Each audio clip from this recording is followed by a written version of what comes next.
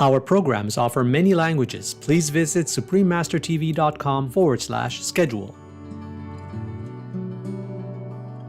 Initiation consists in this very act of learning to know the things of the universe by those names which they bear in the spirit of their divine author.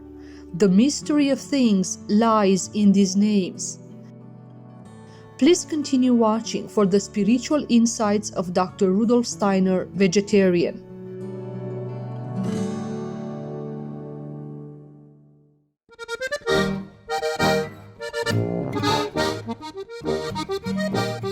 If you visit musical Austria, your memorable experience there would be accompanied with the cheerful Grüß Gott, which means hello in German. Admirable viewers, I am Mia. The bright Austrian people send you warm greetings and appreciation for your nobility in action. May you be in divine bliss always.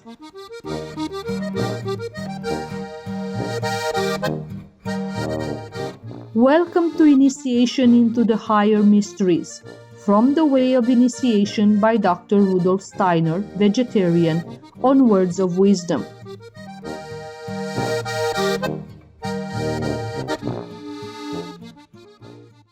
Born in 1861, Dr. Rudolf Steiner was a great Austrian polymath, philosopher, and scientist who made influential contributions in the fields of education, science, spirituality, and medicine.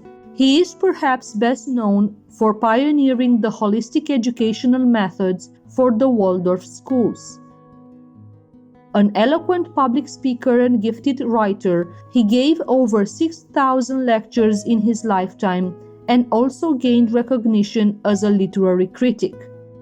His writings cover a wide range of subjects, and he published more than 25 books, including Mysticism at the Dawn of the Modern Age, The Way of Initiation, and Intuitive Thinking as a Spiritual Path, The Philosophy of Freedom.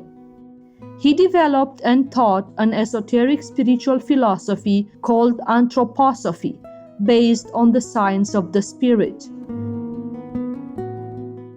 Today, we will read a selection from the chapters Enlightenment and Initiation from Rudolf Steiner's book, The Way of Initiation. The philosopher reveals how an initiation candidate can prepare themselves with the qualities needed if they are to be initiated into the higher mysteries.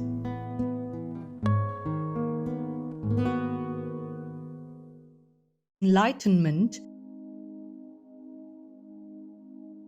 The quality which is indispensable to him who would be initiated is a certain measure of courage and fearlessness. He must absolutely go out of his way to find opportunities for developing these virtues.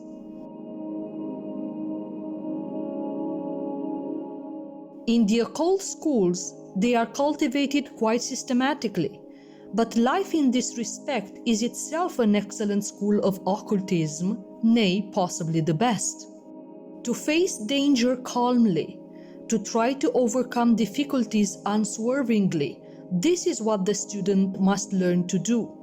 For instance, in the presence of some peril, he must rise at once to the conception that fears are altogether useless and ought not to be entertained for one moment, but that the mind ought simply to be concentrated on what is to be done. He must reach a point where it has become impossible for him ever again to feel afraid or to lose his courage.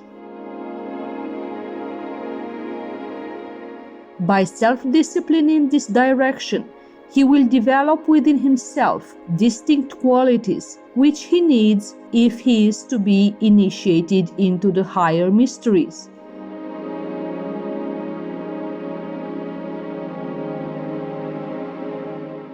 Just as man in his physical being requires nervous force in order to use his physical senses, so also in his psychic nature he requires the force which is only produced in the courageous and the fearless.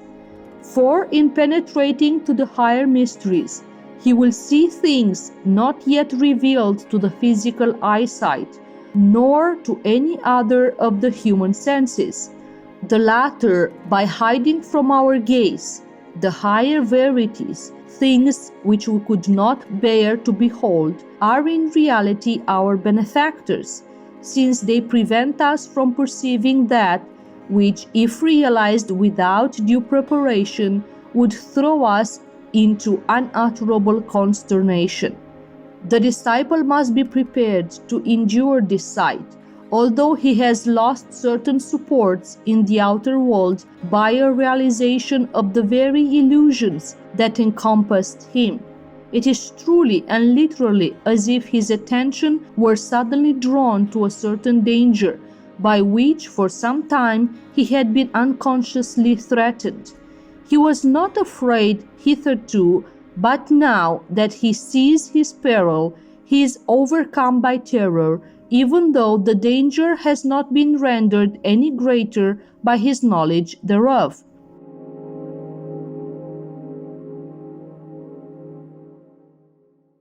The forces at work in the world are both destructive and creative. The destiny of manifested beings is birth and death. The initiate is to behold this march of destiny. The veil, which in the ordinary course of life clouds the spiritual eyes, is to be uplifted, and the man is to see himself as one interwoven with these forces, with this destiny. His own nature contains destructive and creative powers. As undisguisedly as the other objects of his vision are revealed to the eye of the seer, his own soul is bared to his gaze.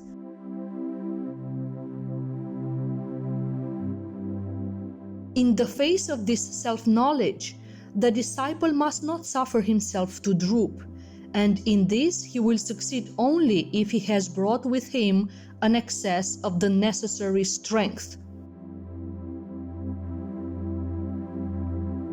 In order that this may be the case, he must learn to maintain inner calm and confidence in the most difficult circumstances. He must nourish within himself a firm faith in the beneficent forces of existence.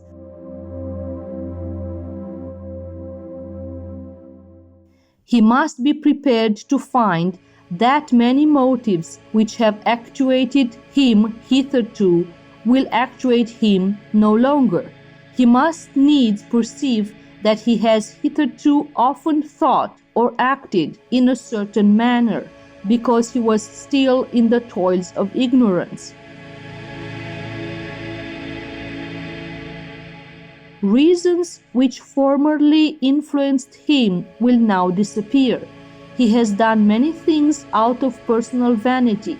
He will now perceive how utterly futile all such vanity is in the eyes of the initiate. He has done much from motives of avarice. He will now be aware of the destructive effect of all avariciousness. He will have to develop entirely new springs for his thought and action, and it is for this that courage and fearlessness are required. It is especially a matter of cultivating this courage and this fearlessness in the inmost depths of the mental life.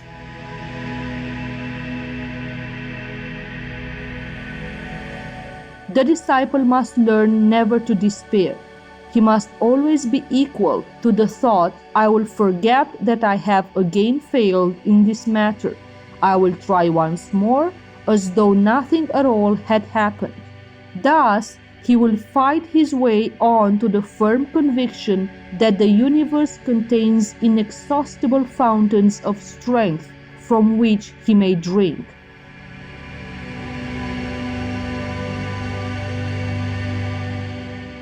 He must aspire again and again to the divine, which will uplift and support him, however feeble and impotent the mortal part of his being may prove. He must be capable of pressing on towards the future, undismayed by any experiences of the past.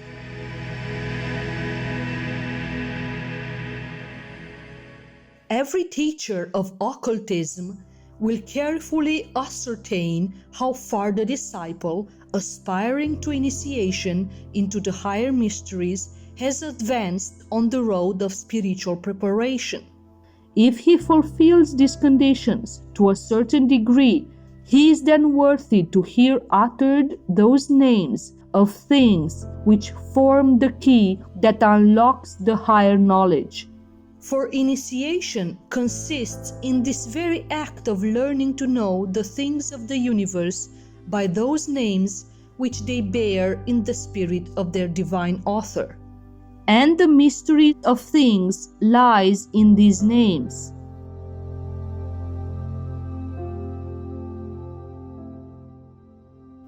Therefore, it is that the initiate speaks another language than that of the uninitiate, for he knows the names by which things were called into existence.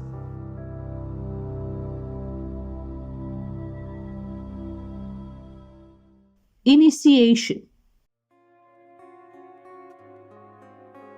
The highest degree in occultism of which it is possible to speak in a book for general readers is initiation. One cannot give public information concerning all that lies beyond, though the way to it can always be found by one who has previously pressed forward and penetrated the lower secrets and mysteries. The knowledge and power which are conferred upon a man through initiation could not be obtained in any other manner except in some far distant future, after many incarnations, on quite another road and in quite another form. He who is initiated today experiences something which he would otherwise have to experience at a much later period and under quite different circumstances. It is right that a person should learn only so much of the secrets of nature as corresponds to his own degree of development, and for this reason alone do obstacles bar his way to complete knowledge and power. If a person without the necessary preparation were initiated today, he would still lack those experiences which, in the normal course of his development, would come to him in the future during other incarnations, and would then bring with them the corresponding secrets. At the door of initiation, these experiences must therefore be supplied in some other way, and in their place the candidate has to undergo the preliminary teaching. These are so-called trials which have to be passed. These trials are now being discussed in various books and magazines, but owing to the very nature of such discussion, it is not surprising that quite false impressions are received concerning them. For those who have not already gone through the periods of probation and enlightenment know nothing of these trials and consequently cannot appropriately describe them. Certain matters or subjects connected with the higher worlds are produced before the candidate, but he is able to see and hear these only when he can perceive clearly the figures, tones, and colors for which he has been prepared by the teachings on probation and enlightenment.